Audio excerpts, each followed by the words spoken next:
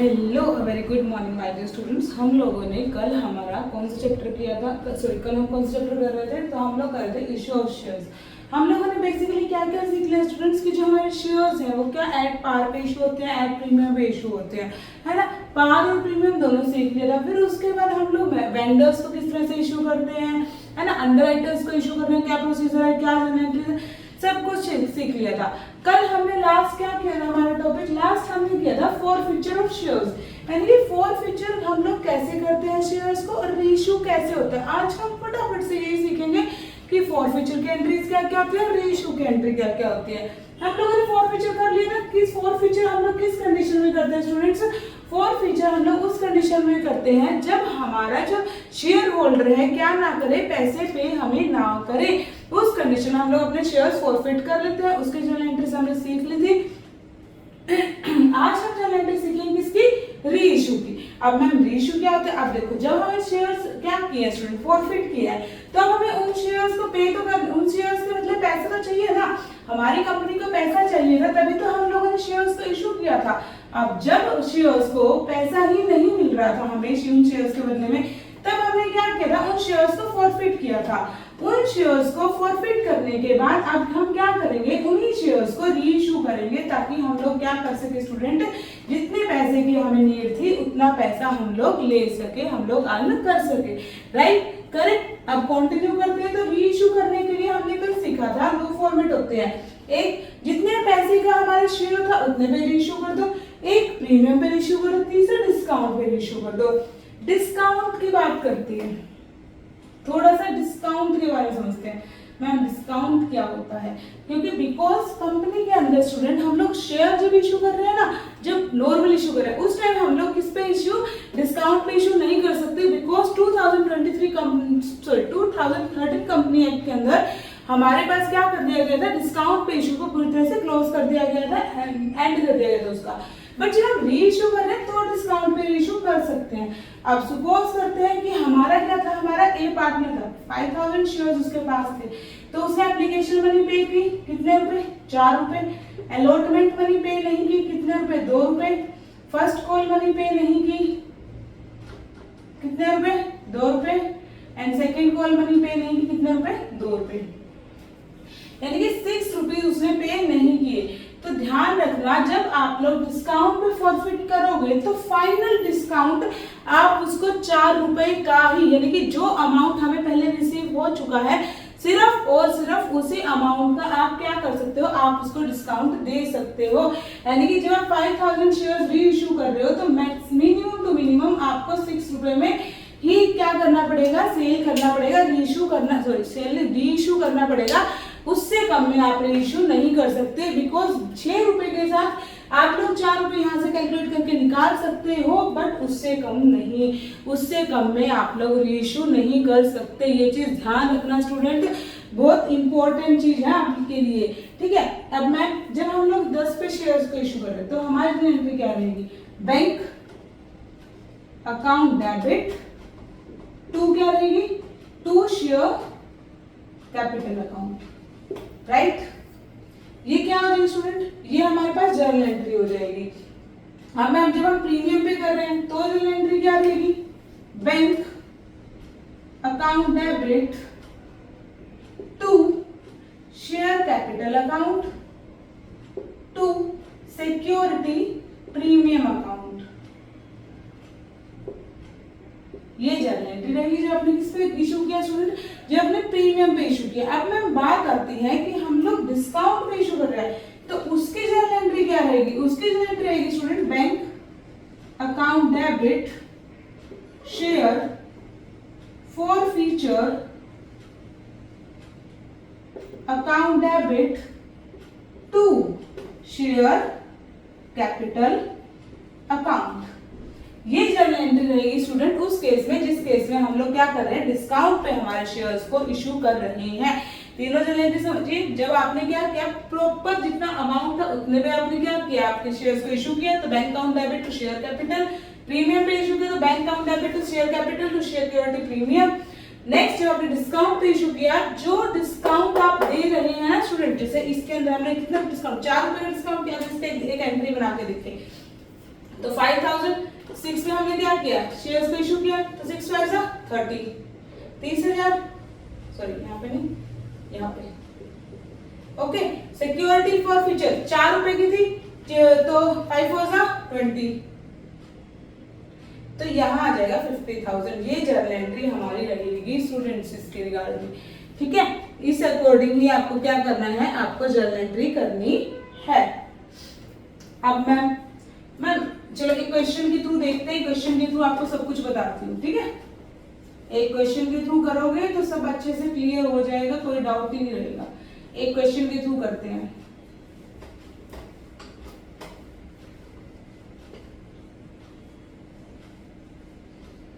देखिए हमारे पास 2 पार्टनर थे, राम था और श्याम था, करेक्ट।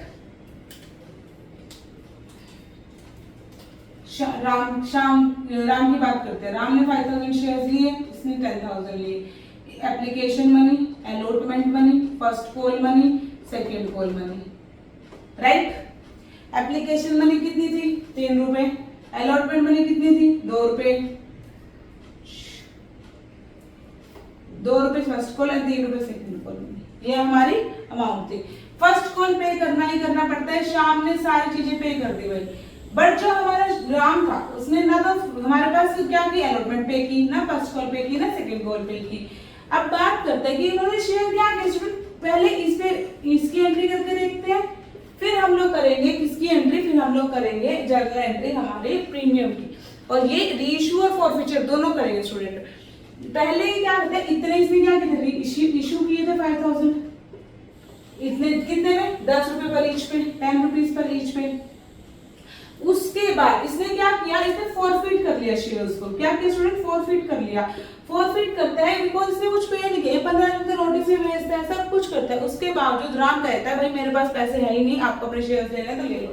तो वो कंपनी क्या करती है, कंपनी उस अकाउंट के स्टूडेंट शेयर्स को फॉरफिट कर लेती है। जब कंपनी शेयर्स को फॉरफिट करती है स्टूडेंट, तो उस कंडीशन में हमारी फॉरफीचर की एंट्री क्या होगी मैम, और रीइश्यू। फिर कंपनी क्या करती है स्टूडेंट, उस उन्हीं शेयर्स को 5000 शेयर्स को 10 rupees per each, 10 rupees each में क्या करती है, रीइश्यू करती है, रीइश्यू कर देती है, राइट। क्वेश्चन बन गया, कंटिन्यू करके देखें। जर्नल एंट्री बताऊंगी कैसे होता है, स्टार्ट करते हैं।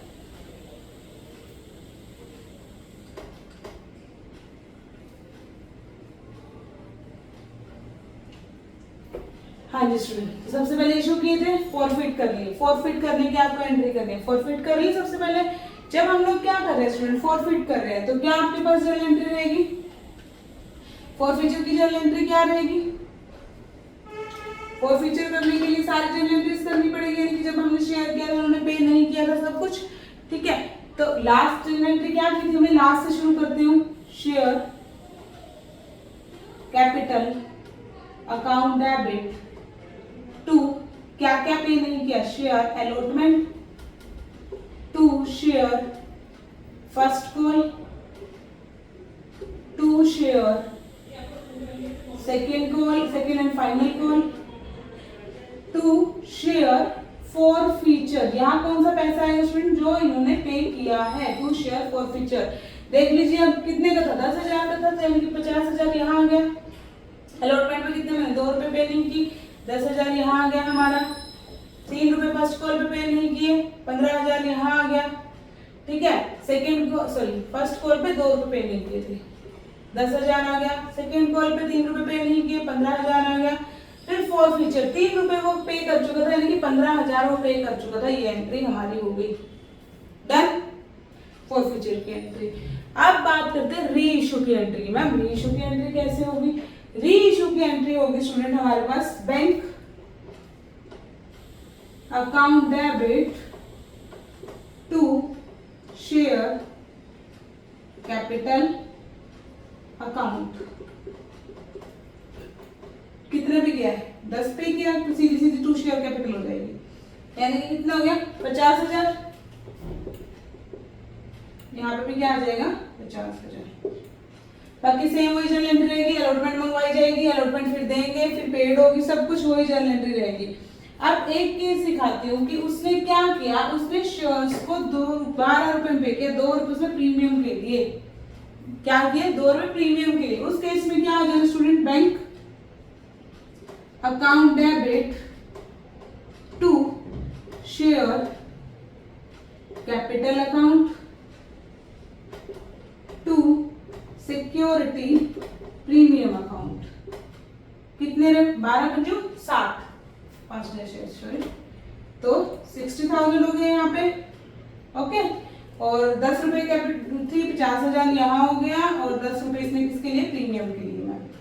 अब अगर वो शेयर्स री इशू करता है पर डिस्काउंट पे, किस पे री इशू कर रहा है, डिस्काउंट के ऊपर, उसने री इशू किए यही शेयर ना 10 रुपए में ना 12 रुपए में, उसने शेयर्स किए कितने में स्टूडेंट, 8 रुपीज में। कितने में री इशू किए, 8 रुपीज में। तो आपके पास इस केस में जर्नल एंट्री क्या बनेगी स्टूडेंट, हमारे पास इस केस में जर्नल एंट्री रहेगी bank account debit to share capital account, यहां पे ऊपर आएगा, यहां लगा लो या बैंक के चलो, share forfeiture account debit. अब देखिए कितने बेचे, 5,000 के थे, 10 रुपए में बिकने थे, यानी कि 8 में बेचे हैं, 5 40,000 में 2 रुपए क्या क्या हुआ, हमारा लॉस हुआ है, तो यानी 50,000 की टोटल शेयर कैपिटल होनी चाहिए थी। अब आप सबके दिमाग में एक क्वेश्चन अराइज हुआ होगा, नहीं हुआ है तो करो भाई, क्या क्वेश्चन कि मैम उन्होंने क्या किया है, उन्होंने अपने शेयर्स ये तो कर दिया, बट पहले उसको 3 रुपए तो रिसीव हो चुके थे, जो 3 रुपए रिसीव हुए थे उनकी क्या जर्नल एंट्री होगी मैम। अब स्टूडेंट्स कल मैंने आपको एक चीज बताई थी कि जो ये अमाउंट होगा, ये अमाउंट होगा फिर किसका, कैपिटल रिजर्व का। किसका अमाउंट होगा, कैपिटल रिजर्व का एट द एंड, क्योंकि ये हमारे पास जो प्रॉफिट है ये रोज रोज होने वाला प्रॉफिट नहीं है, ये कभी कभी होने वाला प्रॉफिट है, इसीलिए ये अमाउंट कहा जाएगा हमारा कैपिटल रिजर्व में जाएगा at the end of the year. Okay student, तो इस कंडीशन में हमारी जर्नल एंट्री क्या रहेगी, इस कंडीशन में स्टूडेंट्स हमारी जर्नल एंट्री रहेगी हमारे पास शेयर फॉर फ्यूचर अकाउंट। जैसे यहाँ पे देखिए, यहाँ पे पूरे 10 रुपए रिकवर हुए थे, तो हमारे 3 रुपए का फायदा हुआ, तो क्या जर्नल एंट्री रहेगी, share forfeiture account debit to capital reserve account. कितना है, 15,000, यहाँ पे 15,000।